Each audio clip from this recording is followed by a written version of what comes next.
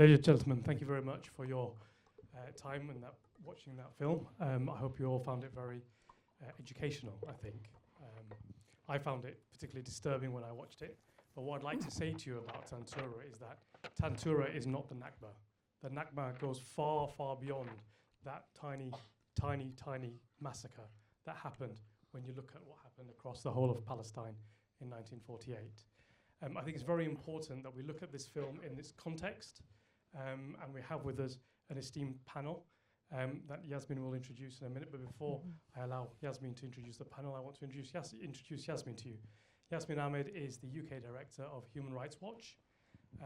She is an extraordinarily experienced lawyer. She's worked for the UK and Australian governments.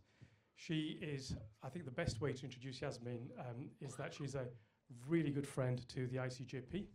And I would put Yasmin as one of the foremost defenders of human rights and one of the best advocates for human rights that I've had the pleasure of meeting. Yasmin, I just want to hand over to you to introduce the guests on the panel. Thank you. Thank you so much. That's an incredibly kind introduction. And before I start and introduce the esteemed panel, I want to take a moment to thank ICJP for bringing us here, for providing the voice, the platform, and ensuring that there is constant advocacy and accountability in respect of what's happening in Israel and the occupied Palestinian territories, and ensuring that we're not only looking at what is happening now, but as this film rightly says, we need to obviously consider the historical context in which the ongoing harms against Palestinians occur.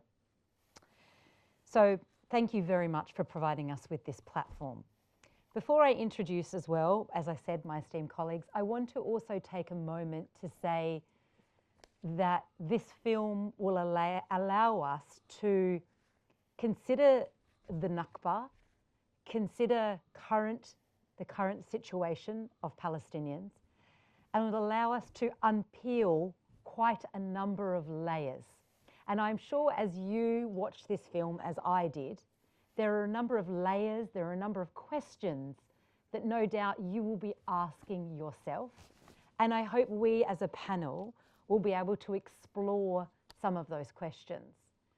Some of the people on this panel will raise questions, and I think very important questions about this film. This film not only raises questions for us, but we should be turning around and looking at this film as well, and you will hear that.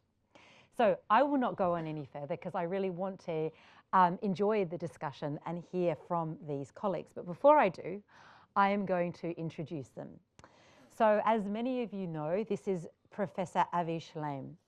He is an esteemed academic in the field and an Emeritus Fellow at St. Anthony's College and a former Professor of International Relations at the University of Oxford. He's a leading scholar of the Middle East, and his main research interest is in the Arab-Israeli conflict.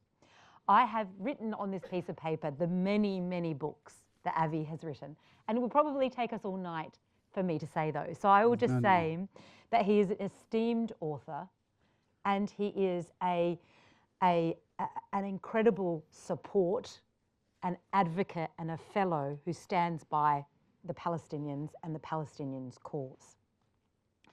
We also have Hala Gabriel, and it is my honor to be sitting on this panel with you as well, Hala. Hala Gabriel works as a television and film producer and is also in the finance professional. Most recently, she served as a production finance executive at Netflix, overseeing series production.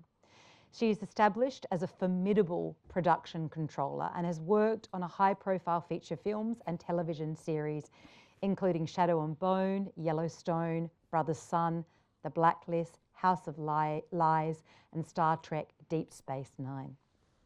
Hala has dedicated over a decade producing and directing a feature-length documentary film about her father's village, Tantura, located south of Haifa, as we've seen, in historic Palestine. The film is currently in post-production, And it is absolutely my pleasure to be sitting here with you today as a descendant of the victims, as a family of the victims of Tantura. It is a pleasure for us to have you on the panel. Thank you for having me. And last but by no means least is Professor Noor Masala.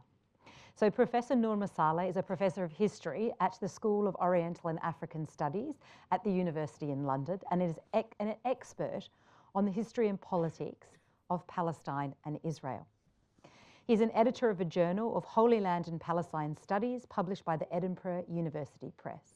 He's the author of many books on Palestine and Israel.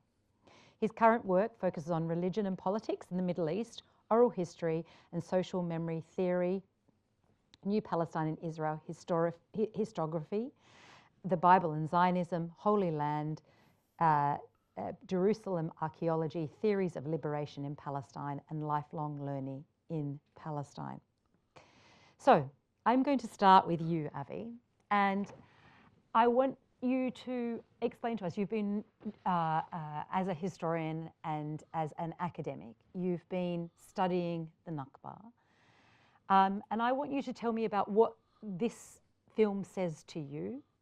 And I would also like you to, and what it says about the broader context of the Nakba, which was very important. It was not only about Tantura, it's about the broader context of the Nakba.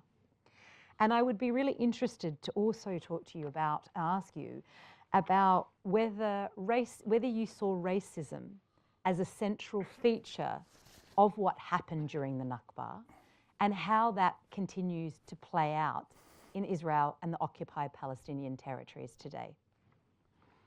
Thank you.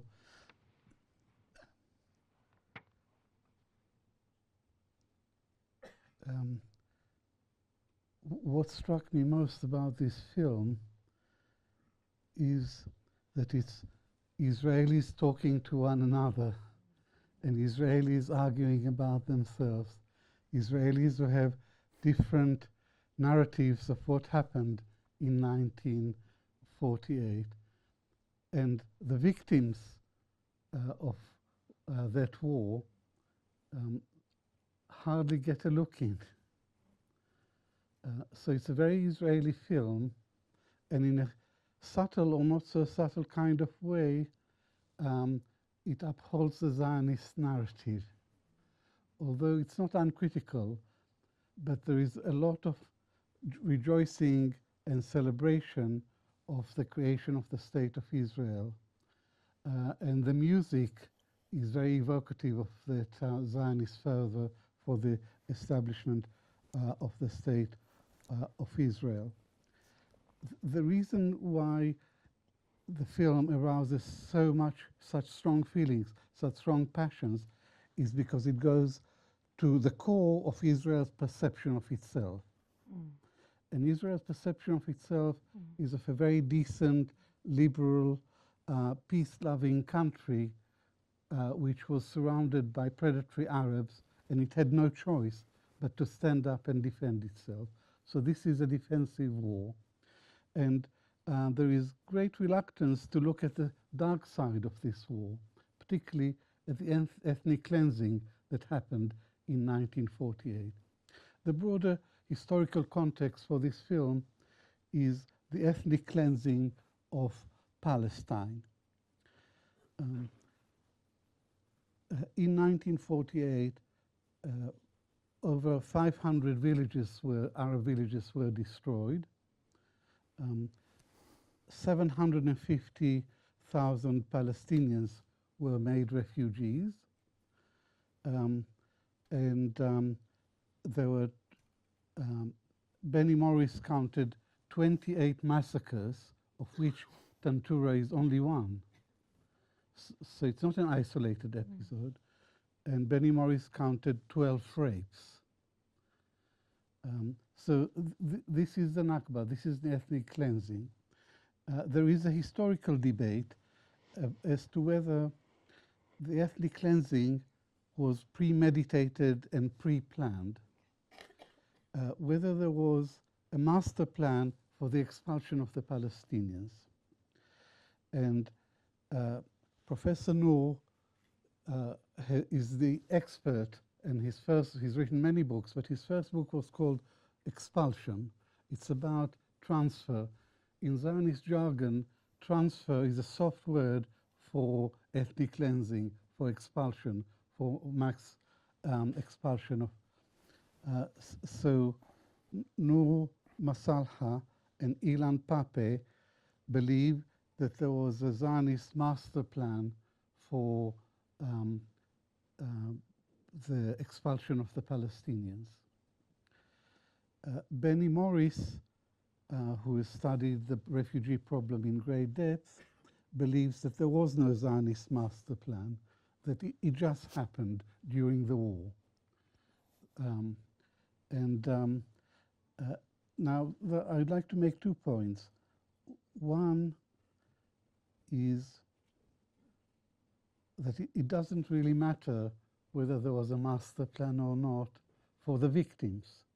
Because if you're a peasant who were driven away from his land and lost his home, does it matter whether the order came from David Ben-Gurion, the Prime Minister, or the Chief of Staff, or a second lieutenant in command of a platoon locally? It doesn't matter. What matters is the result. So yes, there was ethnic cleansing of Palestine, the systematic emptying of Palestine of its Arab inhabitants. And your second question was about, was there a racist dimension to this conflict? And the answer is most certainly there was a racist element, because Zionism is an avowedly settler colonial movement. The State of Israel, the main political product of Zionism, the State of Israel is a settler colonial movement. Noam Chomsky once said that settler colonialism is the most extreme and vicious form of imperialism. The Palestinians have been singularly unlucky. They have been at the receiving end of both British imperialism and Zionist settler colonialism. Colonialism is racist. The Balfour Declaration was a classic colonial document which treated the Palestinians as rubbish, as if they just didn't count. The Zionist movement was a settler colonial movement. And settler colonialism isn't about peaceful coexistence with the natives. It has an eliminatory logic. It's about eliminating the natives and replacing them, taking over their place.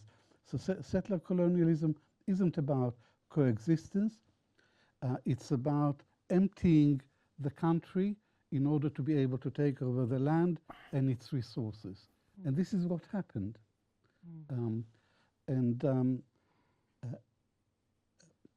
It's a feature of conflicts and of settler colonialism in particular to demonize the other, to demonize the enemy. Because by demonizing the other, you justify the kind of massacres and cruelty and atrocity that we saw documented in this film. Thank you so much, Professor Avi. I'm sure there'll be a number of questions, but I'll now turn over to Hala. Hala, what Professor Avi said, it certainly struck me that this was very much through an Israeli lens.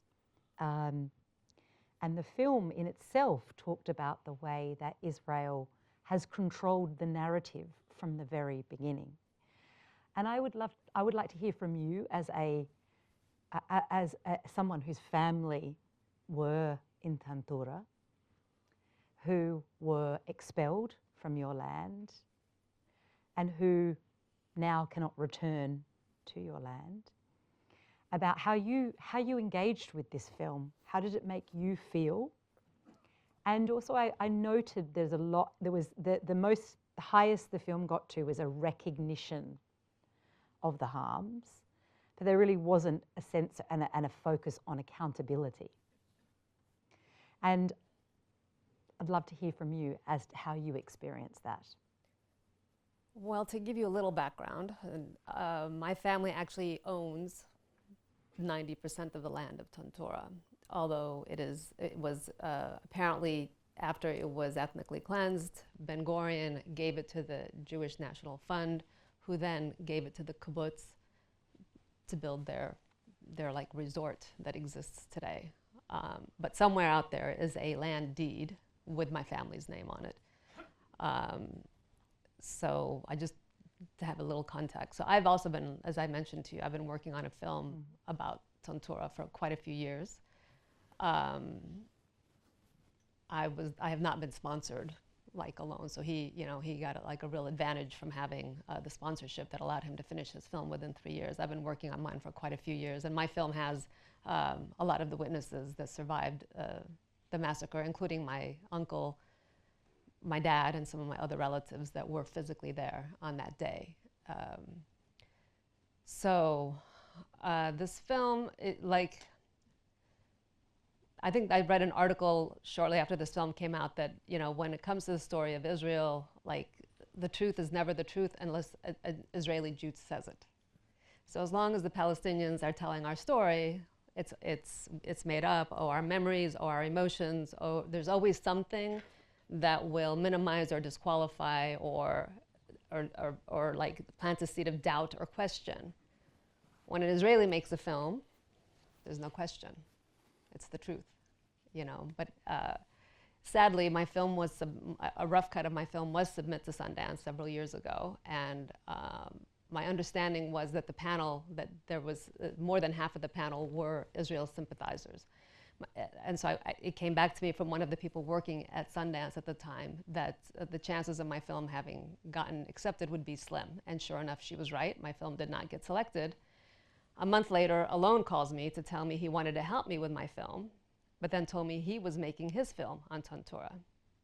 And then it became kind of clear that there wasn't really any help being offered. It was really more that he was fishing for his own film, which is fine. He's got the right to make his film, and he's made this film, it's a good film. I mean, but it is definitely through the lens of the Israelis. And you said to me something about the dining table you talked to me about when we were... Yeah, so in the very beginning of his film, when the women talk about coming, having dinner at the, they call him the sheikh, the Mukhtar's house, that's my family's home. So they came and they said, oh, it was set up for us. It wasn't set up for them. It was set up for my family. So the day of the attack, the attack actually started on May 22nd in the evening and didn't end until May 23rd in the early morning.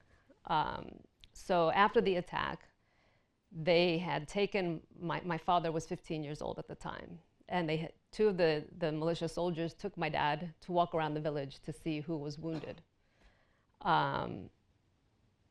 And my dad was 15, and my dad said to me, the only thing I was thinking about is, we caught this beautiful fish yesterday, and my mom was marinating it, and when were we going to have time to go eat it?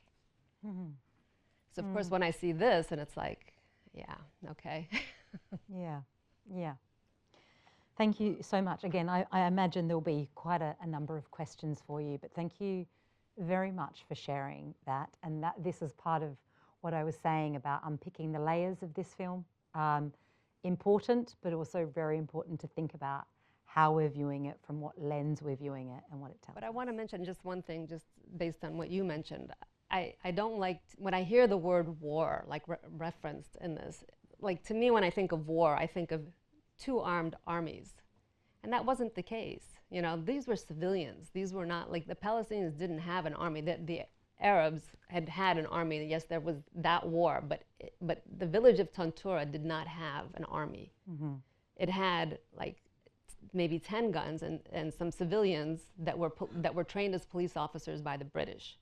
This battle that happened in Tantura did not happen with two military presence. It happened with civilians trying to save their homes and their lives, and a very armed group of militiamen from the Palmach and the Haganah, and you know, so just to make sure that people understand that this was not really a war.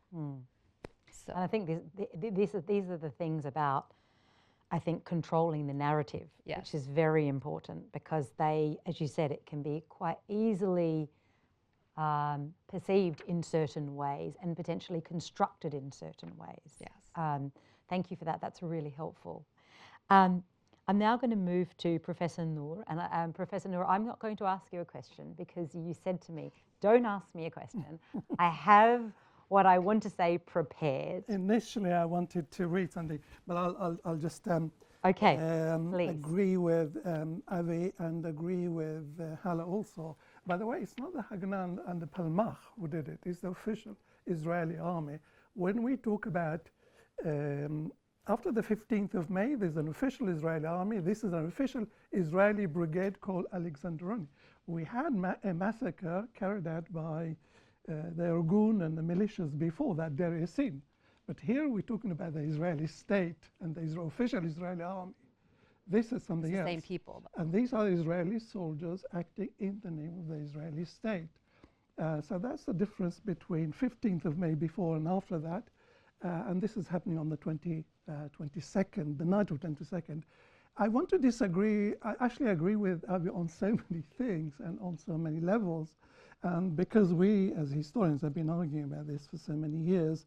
And also, it's not just me, but also Ilan Pappé is part of that kind of new kind of ways of thinking about. And also, I feel very sorry for Teddy Kollek for personal reasons.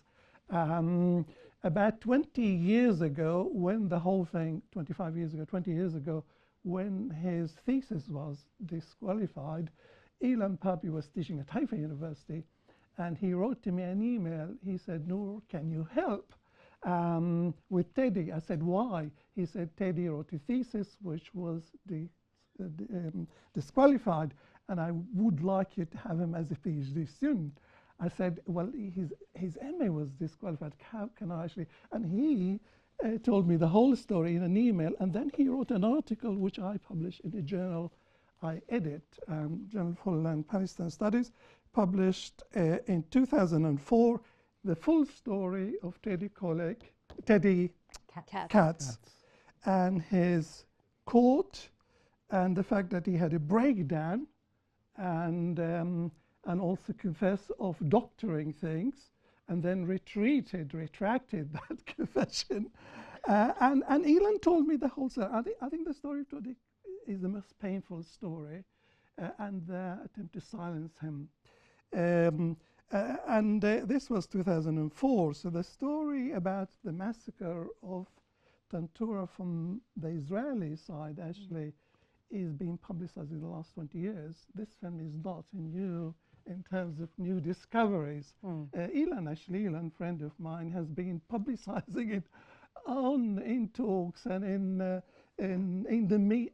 the social media, and we've been publishing so much about it on Facebook for so many years. But there's something interesting about this film, because as Avi says, this is an internal Israeli debate. It has nothing to do with the Nakba. This is not a narrative of the Nakba. I'm sorry to disappoint the center here. This is not a film about the Palestinian Nakba. This is not about the refugees. This is not about the victims of the Nakba. This is about internal Israeli debates and how Israelis debate these things.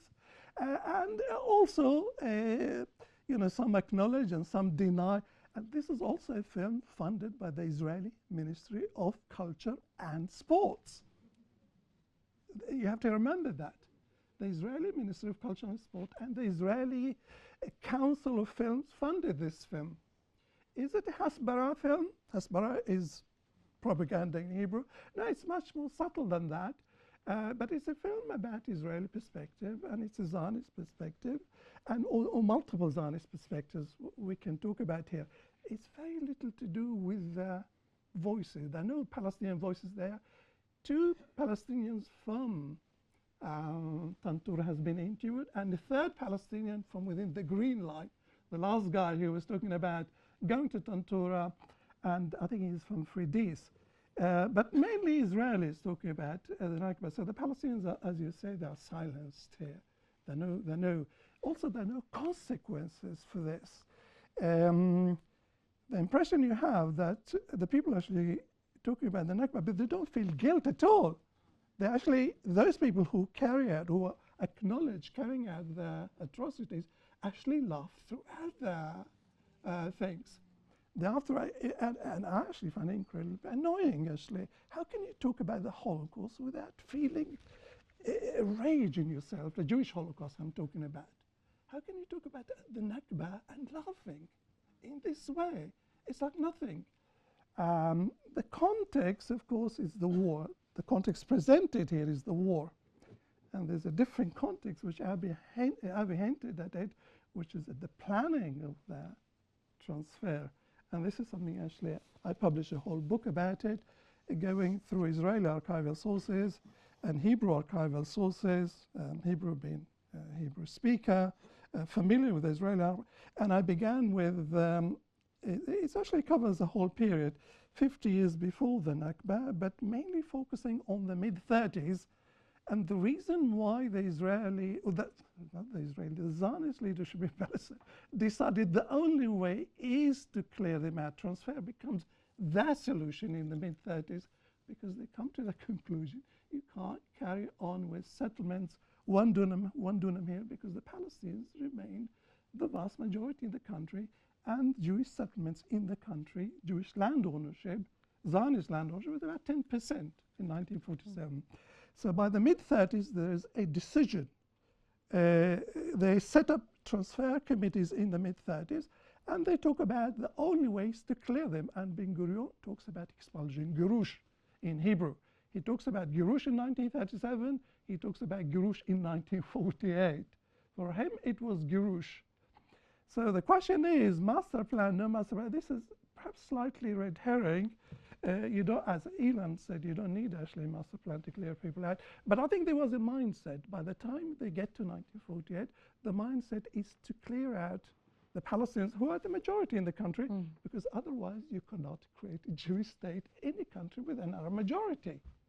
In 1947, the Jewish community in Palestine, after all that immigration, was about 1/3 of the population, and the Palestinians were 2/3. And if you notice, the film actually begins with the UN partition plan. It actually, the first thing they do is begin with the UN partition plan. The UN partition plan decided on two-state solution, if you like, and allocated 55% to the Jewish state. The reason why the producer actually go for that, because it does give international legitimacy. This is again part of the Zionist perspective.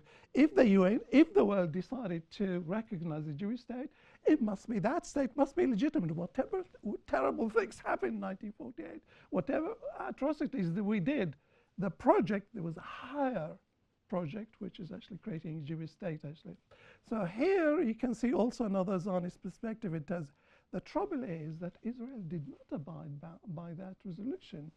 That resolution talked about 50%. Israel, the Israelis occupy 75% in 1948. The Israelis did not abide by the partition resolution.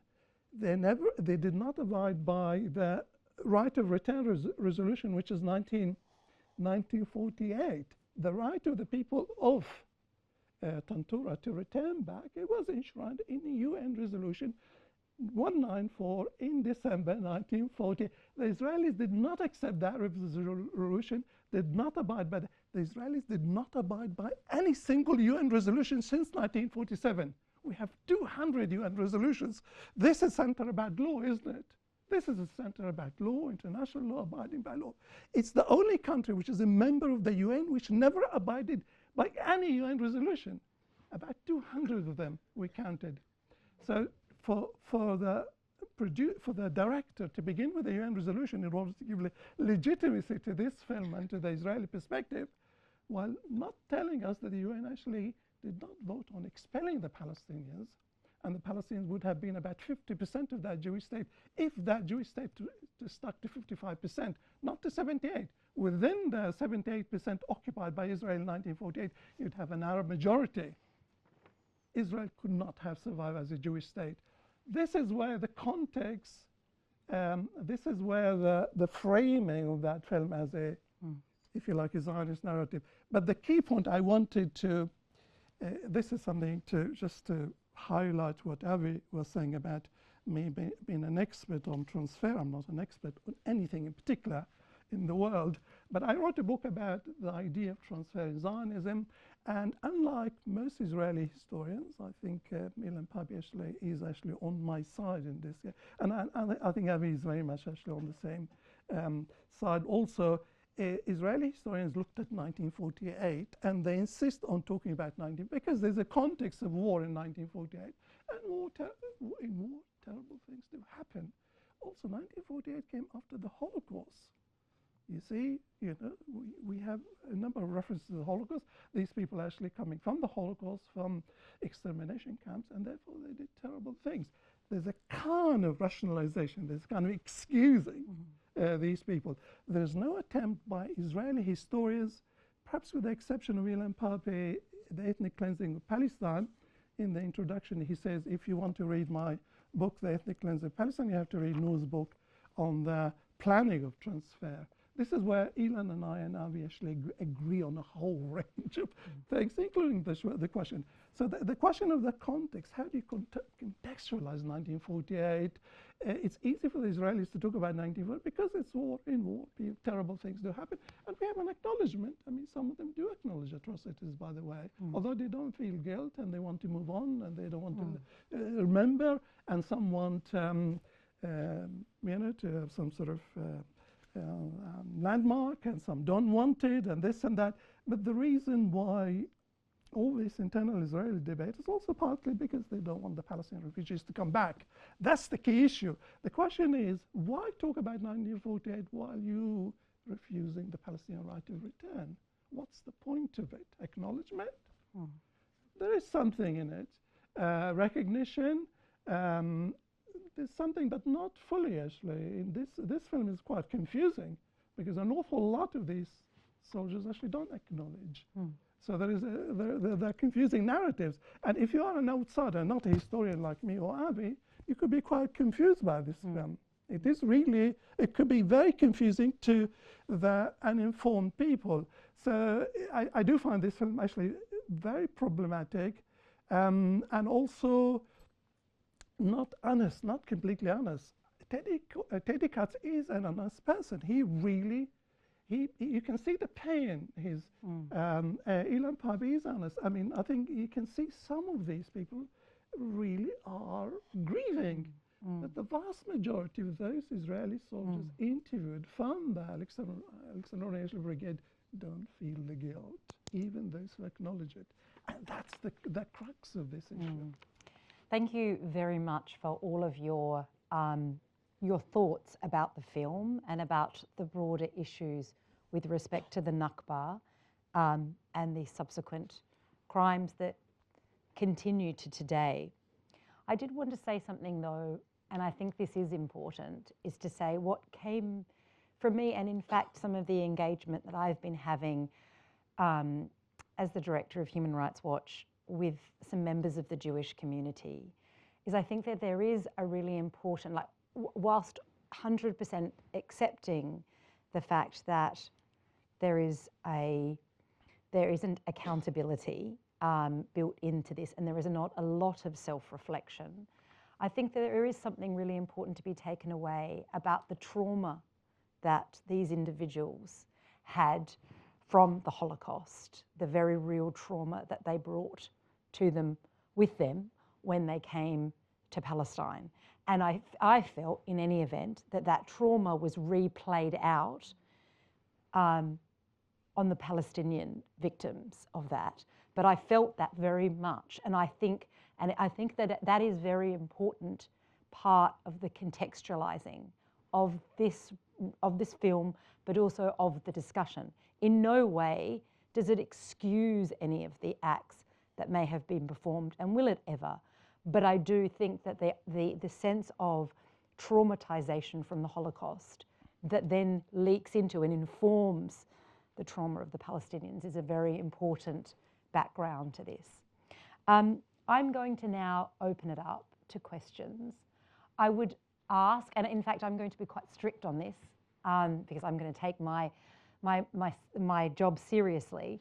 I do not want people to set out their opinions on things. I want specific questions, please.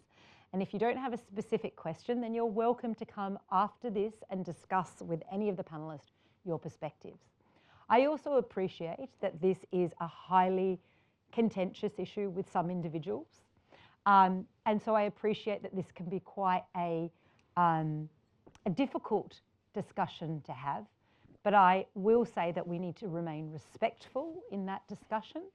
And I'm absolutely, I know that every individual will do that and respect one another in this discussion. So I have a lady in the middle who has her hand up. I think there will be a microphone, am I right? Just coming, just on there, on your right, will be coming down. So I'll start with you, and then I'll come to you, the gentleman at the front here. Thank you. Gillian Mosley, excuse me, BAFTA award-winning filmmaker. Very quickly, I'm sorry, but I do need to push back slightly. I am Jewish, but this started in the 1910s, 1920s, before then, before the Holocaust happened. So I think it's important to remember that when contextualizing. I had a lot of problems with the structure of this film along the lines of what's been discussed.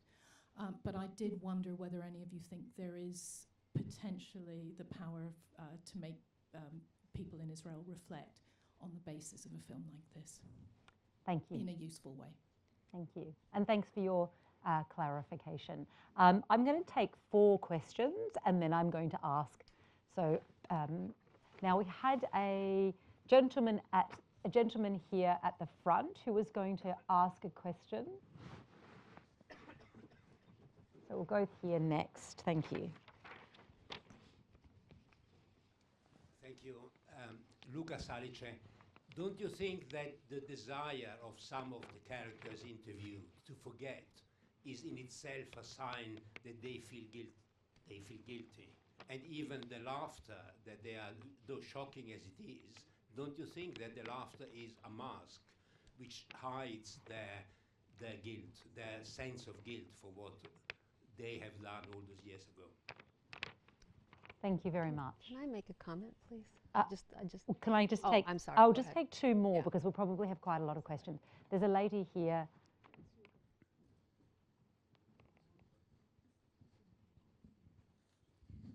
Right, thank you. My name is Rada Karmi. In terms of what was said about the fact that this is a film made from with an Israeli perspective, I completely agree. But do you not think that it presents really a valuable insight for many people who aren't following this so closely, a valuable insight into how Zionists think, how these people actually think.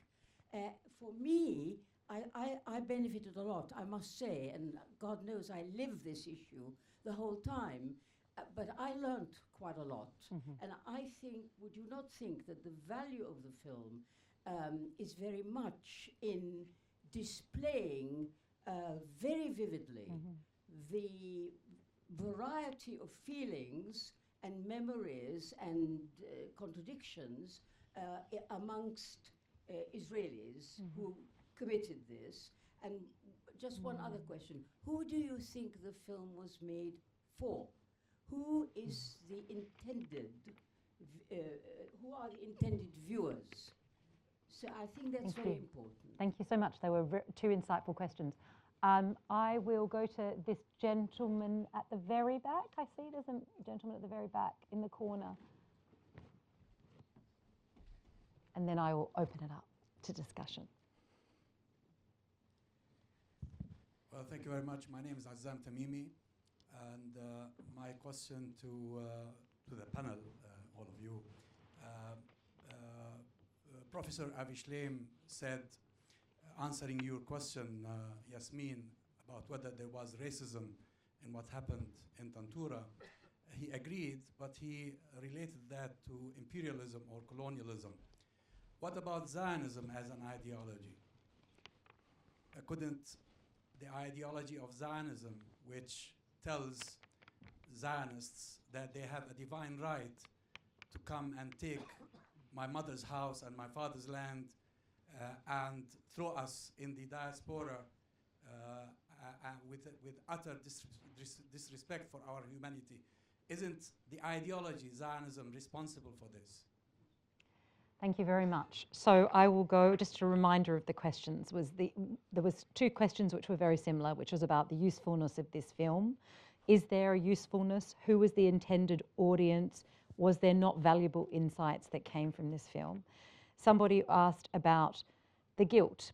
Did you not feel that there was guilt that came through, even though it may have been through laughter, but or other expressions? But can people express guilt through different ways? And the last question was about whether the ideology of Zionism is inherently racist. So I will open it up to whomever wants to start, but I will ask you to try and keep it precise, because I'm sure there'll be another round of questions.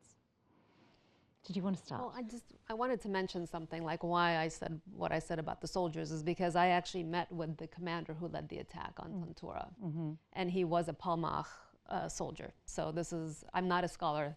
These two are scholars, they know better than me, like the technology. But remember, this attack happened 7 days after the declaration of the state. So how they organized and made it this official army is a whole other question that I can't answer.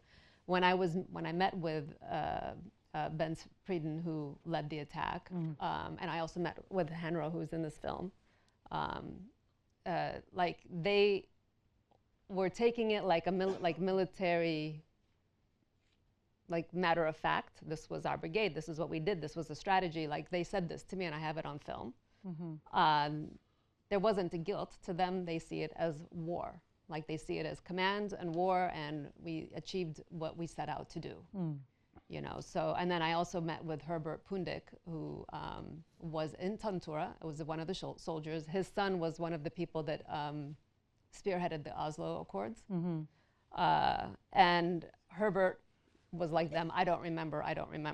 Of course they remember, but I almost got the sense like they were sort of,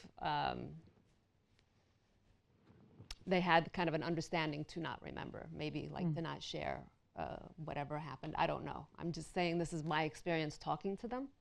When I spoke with Herbert Pundik, with Benz and Henro, who's in this film as well, no one got specific. They didn't, but they definitely said there was an attack. They definitely acknowledged people were killed. And what do you say to the question about the usefulness of this film, in the sense that it provides a perspective, it may be speaking to a different audience? What's your thoughts about that?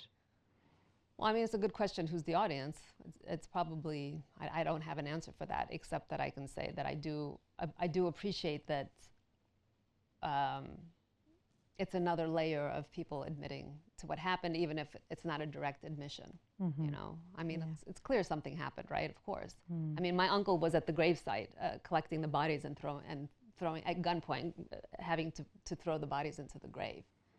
I mean, he was literally there. He's still alive. He's also in my film. Yes, thank you. Professor Avi? There was a sense of guilt on the part of some of the veterans, but not all of them. Most of them were rather pragmatic. They said, it happened, but let's not talk about it. So there was denial and repression. Some of them did express a sense of guilt, but that's individual sense of guilt. It's not good enough for me, because there are two powers who were responsible for the Nakba and for the ongoing Nakba, and that's Britain and Israel. Britain enabled the Zionist movement to embark on the systematic takeover of the whole country. Zionism is about land grabbing. In 1917, when Balfour issued his famous declaration, the Jews were 10% of the population and they owned 2% of the land.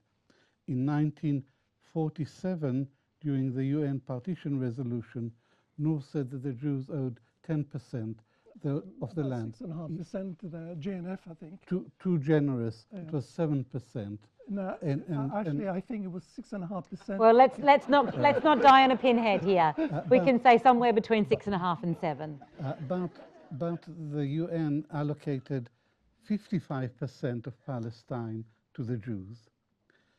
And by the end of the war, Israel was in control of 78% of historic Palestine, everything except the West Bank and the Gaza Strip.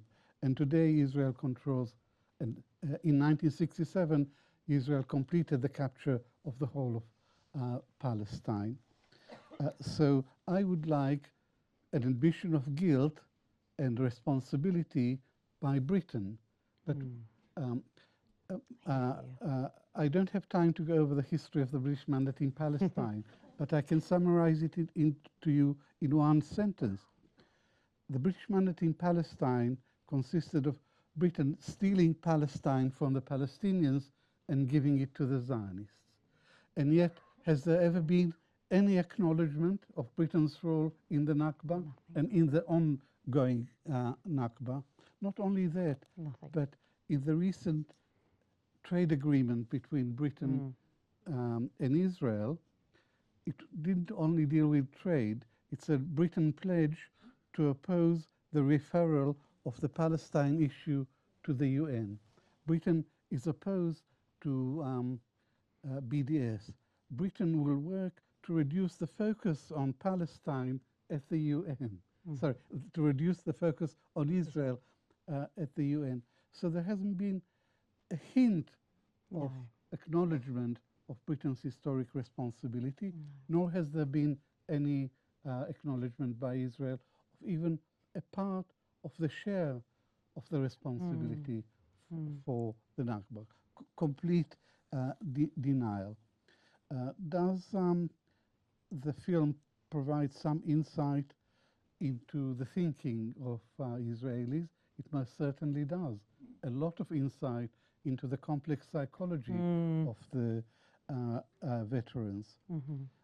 But the film doesn't expose that the collective view of Israel about itself, the notion that the Israeli army is the most moral army in the world, this is a myth. It never existed, and it's preposterous to regard Israel, the Israeli army, with all its long record of war crimes, as a moral army. And Azam Tamimi asked whether the Zionist ideology isn't responsible for the Nakba, for what has happened, and it most certainly is. The Zionist ideology, which is an exclusive ideology, a racist ideology. Israel likes to define itself as both Jewish and democratic. But as one Arab MP has said, Israel is a democracy for the Jews and Jewish to the Palestinians. Jewish for the to the Palestinians. Zionism is racism. Israel cannot be both. Israel is either a racist Jewish state or it's a democratic state for everybody. And that's what I would like Israel to be. I'd like a democratic solution, one state with equal rights for all its inhabitants.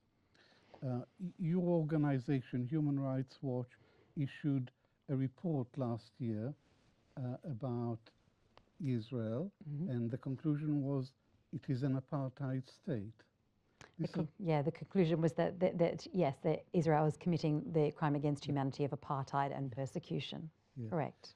And there are 4 major human rights groups in the last 2 years who issued similar reports, reached the same conclusion. Israel is an apartheid state. So apartheid is racism. Apartheid is discrimination. But Israel is the only member of the United Nations that I know which is officially racist. And I say this because of the July 2018 nation-state law, which says the Jews have a unique right to self-determination in Israel. Unique means exclusive. Yes. It means Arabs have no right to self-determination. It means even if Arabs became a majority, they would still have no right to self-determination. So most certainly Zionism is a racist ideology, and it is largely responsible for the Nakba that has unfolded throughout the last century and continues today. Continues today. That's the key point. Because I think the strategy in 1948 was maximum land, minimum Arabs. The Israelis did not want to get rid of every single Palestinian. The fact that a minority survived within the Israeli state, a minority of Palestinians. The strategy in 1948 was maximum land, extending from 55% to 78%, and minimum Arabs in the Jewish states. This is the current Israeli strategy in the West Bank. The Israelis are not talking about two-state solution, one-state solution. They want maximum land from the West Bank, probably Area C is what the Israeli call it, about 2/3 of the West Bank, taking the Palestinian cities out of the Jewish state. They already took Gaza out of the Jewish state. This is the lesson from, this is the threat of 1948. This is the fear of another Nakba. This is why we need to be aware that the current Israeli strategy in the West Bank is to push people out, but also to try to actually Israel regards most of the West Bank as Israel, by the way. It's the strange thing about how international human rights organizations think about there's Israel and there is the West Bank. In fact, the Israelis think most of the West Bank is Israel. They wiped out the Green Line. Oslo divided the area into area A, B, and C. The PA is actually running area A, which is about 5% of the West Bank. The Israelis consider it 2/3 of the West Bank as Israel. And de facto annexed to Israel. This is where we need, this is why I agree with Avi about we need to catch up with the reality of an apartheid state. But I want to go back to Rada, my friend Rada, and the whole question of is it useful, is this film useful? And being a historian means actually been following what Israeli historians have been writing for the last 30, 40 odd years. And also I kind of wrote extensively about the so-called new historians in the 90s, when we also met at one point. We used to meet in Paris, and I visited my Haifa University at one point before the boycott issue. And we debated with Israeli historians, and we can see that some genuine Israeli historians who want to acknowledge, who want to debate, and we saw it in this film, actually, one or two people from Haifa University. But there's another layer, which is the Israeli collective narrative, which is denial. It is a narrative denial, systematically, from above, by the state. That narrative resulted in Teddy Katz having a mental breakdown. The supervisor of Teddy Katz's thesis was a Palestinian Druze from Haifa University, had a heart attack during the court thing. Ilan Pappy was driven out of Israel, and within 2 years, he told me he just could not survive at Haifa University, being a co-supervisor of Teddy Katz, and he was driven out to Exeter University. So the affair, what the Israelis call parasha of Teddy Katz, in fact, it was systematic silencing, and we can see it here. And that narrative is not changing. In fact, with the mountains of Israeli new historiography of the 90s, which was euphoric for some of us, and also cathartic, it's actually, we felt kind of, we can move on. There's a new reality. There is Oslo, there is peace. In fact, from that period of the 90s till now, the Israeli settlements actually in the West Bank tripled themselves. Israel is much more fascist now. It's much more right-wing. In fact, that phenomena of the 90s, which was about beginning to kind of post-Zionism and acknowledgement and this and that, and real internal Israeli debate, in fact, was completely kind of wiped out. And there was a sense of renewalism in Israel, and the religious right took over, and Israel is more religious. And in fact, Israel actually managed to, subtle Zionism actually does renew itself from time to time. The reason I say that, because even in the 50s, there was an Israeli story, a fiction story called Khirbet Khiz'a, which is also acknowledgement of atrocity in 1948 by Smilansky. So these periods of catharsis, Ghada, you know, how settler colonials actually go through periods of guilt and catharsis and the need to renew itself, in fact, has been accompanying settler Zionism from the beginning of the 19th century, including Ahad Ha'am, beginning 1910 or something like that. There's a lot of renewalism going on in Zionism, and that catharsis helps Zionism to move on to the next stage of dispossessing the Palestinians. This is what an Israeli lawyer explained to me, Liat Semel. Said, no, don't be excited about the 90s and the new historiography. The Israelis will renew themselves, and the Palestinians will pay the price for that kind of renewalism, which they have to do it from time to time.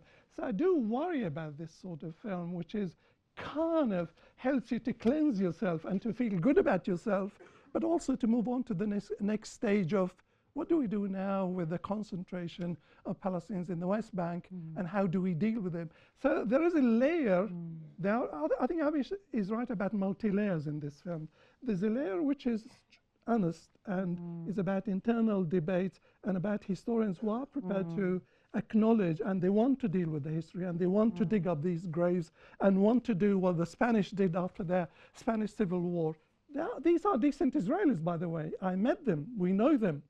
We come across them. But there's also a layer which is basically, you know, the feeling of guilt and the feeling of catharsis, and we need to talk about, but internal. It's nothing to do with the Palestinians, it's about us. It's about us as a moral people, as a pure people. نحن أم tahor, he was saying. We are a pure people. We are a moral people.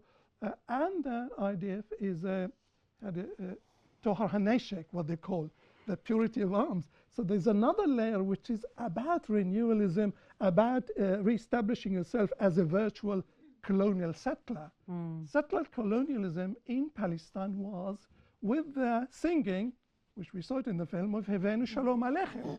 The Israelis ethnic cleanse the Palestinians by singing, we have brought peace to you, we have brought development to you.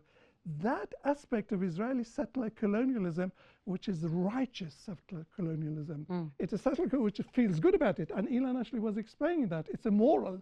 So it's not like the Nazis. The Nazis were vicious and cruel, and the Israelis think they are virtuous colonialists. They are this is one of the reasons why Israeli society is not coming to grips with its colonial nature. We are Jewish and democratic. And again, the big demonstrations we saw recently, it's actually by some senior Israeli officers of the Air Force who are bombing Gaza, but also demonstrating against Netanyahu at the same time. This is what's... so it's a settler colonial society which is not like America, not like even Australia. It hasn't gone to that stage. That's why I think we still have the threat of another Nakba. That's why the Palestinian think the Nakba hasn't ended. You know, this is where we need to be careful, and we need to wake up. Wake up people across the world here, create that kind of anti-apartheid movement, and realize that threats haven't gone away. Actually, there are real threats the Palestinians are facing now. Very, very insightful. I think I'm just going to take my cue from the organisers as to whether we have time for any more questions. I don't think, unfortunately, I'm very sorry, I don't think we have time for any more questions. But you're obviously welcome to come and speak to those that are on the panel. I think they will be asked to do some interviews outside, so they may do that first. But I wanted to take the moment to thank everyone for your time, for being here for taking the time to watch this film, collectively absorb it, and then, as we were saying, unpick it and consider the many, many important layers of the film together. And I do hope that you can go home after this with some further and important perspectives. So thank you very much for being here, and I'll hand it over to Ladies and gentlemen, that brings to a conclusion our evening tonight. I'd like to thank the team at ICJP for putting together such a fabulous event, but most of all to Yasmin, Avi, Hala and Nur. Please can you show your appreciation?